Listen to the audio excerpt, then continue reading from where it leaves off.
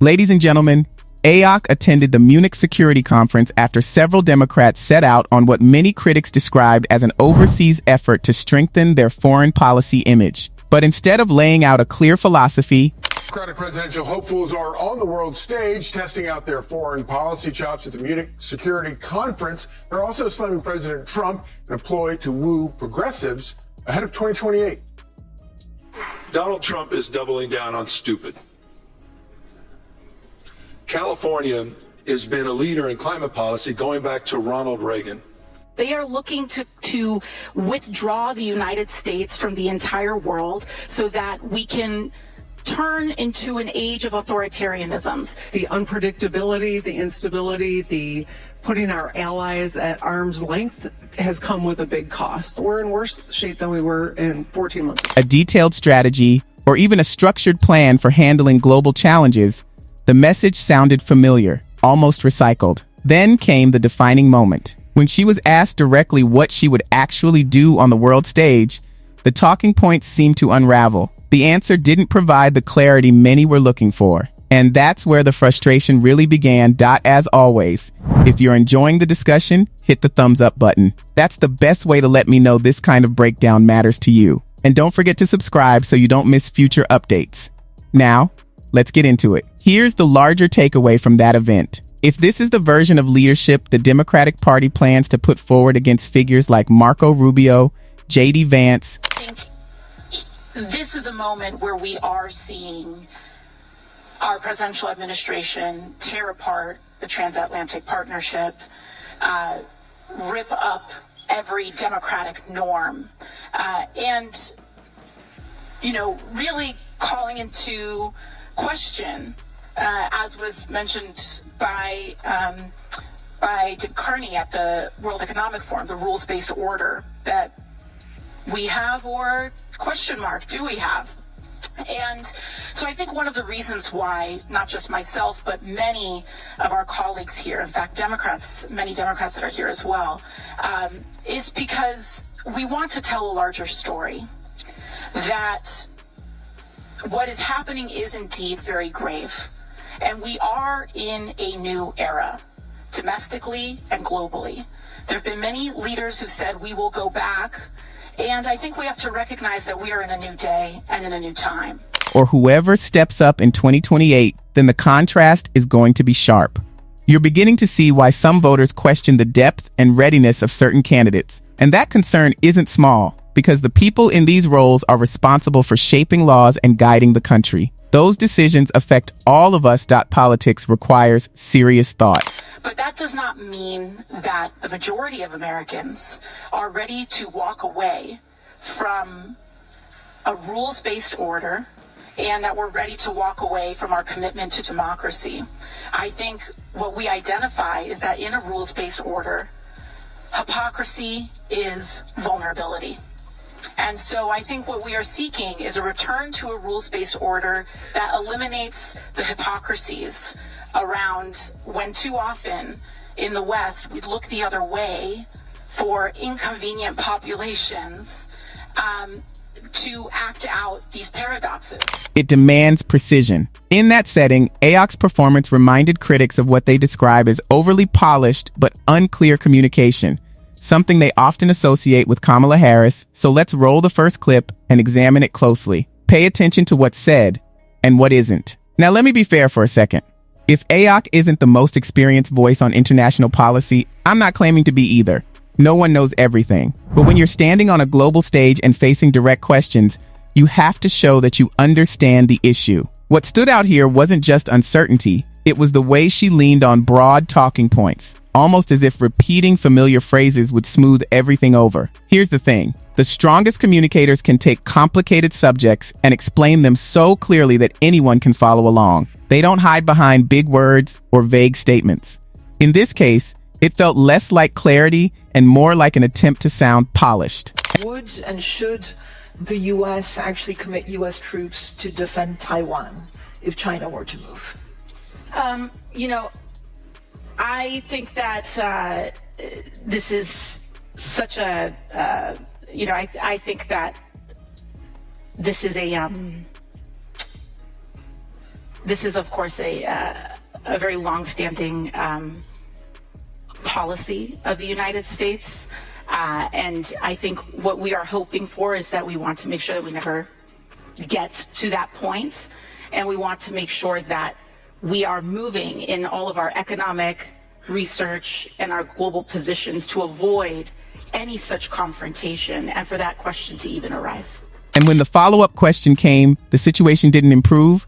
It became more uncomfortable. Watch closely and you'll see what I mean. It's perfectly fine not to know every detail about every issue. That's human. But when you attend a major international gathering like the Munich Security Conference, especially after publicly criticizing the president, you can't afford to appear unprepared. You can't rely on a let's just see how it goes approach and expect it to hold up under pressure. That kind of strategy might resonate in certain domestic debates, where emotional arguments carry weight. But on the global stage, where policies affect alliances, security, and long-term stability, people expect precision. And that's part of why some observers believe Democrats are facing challenges when it comes to shaping their future leadership image. You're even seeing commentators like Stephen A. Smith float the idea of running as a Democrat for president, not necessarily because it's a clear plan, but because the field feels unsettled. That alone tells you something about where the party stands right now. Take a look at the clip and decide for yourself. You run as a Democrat? Yeah, because I couldn't see myself running as a member of the GOP. I'm a fiscal conservative. I can't stand high taxes, but I'm a social liberal. In the same breath, because I believe in living and let live. I pay attention to the desolate and the disenfranchised. Yes, I like strong borders. That's absolutely true. We never needed open borders, but we don't need it to be completely closed either. We're a gorgeous mosaic. Sounds like you're getting a stump speech ready, Stephen. No, there's no stump speech, but I can give it. Could you be competitive in a Democratic primary? Some big names might run. Gavin Newsom, the California governor, among many others. I respect all of them in terms of their intellect, in terms of where their heart lies, in terms of the service that they want to provide to this country. But ultimately, your actions speak louder than anything. Gavin Newsom is somebody that I think has tremendous potential if he moves towards the center. But ultimately, affordability with taxes in the state of California, the homelessness, the crime, he's going to have to answer those questions, being a prisoner of the environmentalist out there. He's going to have to answer those questions. You may have heard the buzz about Stephen A. Smith stepping back into the political spotlight. He's hinted that a presidential run could be on the table, though nothing is official yet. In interviews, he's argued that the Democratic Party has moved too far left and described himself as fiscally conservative but socially liberal. In other words, he seems to be trying to carve out a middle lane, one that blends economic caution with social flexibility. Increasingly outsourced our sovereignty to international institutions while many nations invested in massive welfare states at the cost of maintaining the ability to defend themselves. This, even as other countries have invested in the most rapid military buildup in all of human history and have not hesitated to use hard power to pursue their own interests. To appease a climate cult, we have imposed energy policies on ourselves that are impoverishing our people, even as our competitors exploit oil and coal and natural gas and anything else, not just to power their economies, but to use as leverage against our own. And in a pursuit of a world without borders, we opened our doors to an unprecedented wave of mass migration that threatens the cohesion of our societies, the continuity of our culture, and the future of our people. We made these mistakes together. And now, together, we owe it to our people to face those facts and to move forward to rebuild. Whether that lane gains traction is something we'll have to watch. Now let's shift to someone whose reputation has shifted in a different way. Marco Rubio. Not long ago, he faced skepticism from many Republicans. But in recent years, his standing within the party has strengthened considerably. When he spoke at the Munich Security Conference, under President Trump, the United States of America will once again take on the task of renewal and restoration, driven by a vision of a future as proud, as sovereign, and as vital as our civilization's past. And while we are prepared, if necessary, to do this alone, it is our preference and it is our hope to do this together with you, our friends here in Europe. For the United States and Europe, we belong together. America was founded 250 years ago, but the roots began here on this continent long before. The men who settled and built the nation of my birth arrived on our shores carrying the memories and the traditions and the Christian faith of their ancestors as a sacred inheritance, an unbreakable link between the old world and the new. We are part of one civilization, Western civilization.